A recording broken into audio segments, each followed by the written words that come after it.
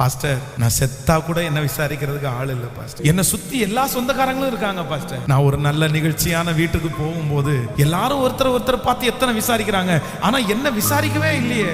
ஆனா ஆண்டவர் அந்த அங்கலாய்ப்பை பார்த்துட்டாரு. எனக்கு எந்த சொந்தமுமே இல்லை, நான் ஒரு தனியே ஆளா இருக்கிறேன் அப்படின்ற உங்களுடைய அங்கலாய்ப்பை கர்த்தர் பார்க்கிறார். கர்த்தர் தான் வாக்கு கொடுக்கிறார். இந்த மாதம் நான் உன்னை விசாரிக்கிற மாதம். உன்னை விசாரிக்கிறதற்கு யாருமே இல்லாவிட்டாலும் இந்த மாதம் பரலோக தகப்பனாகிய ஆண்டவராகிய இயேசு கிறிஸ்து உன்னை விசாரிக்கிறார். உங்கள் பிள்ளைகளை விசாரிக்கிறார். உங்களுடைய சூழ்நிலையை விசாரிக்கிறார். இதோ அவர் விசாரிக்கும் போது குறைவுகள் எல்லாம் நிறைவாக்க படுகிறது.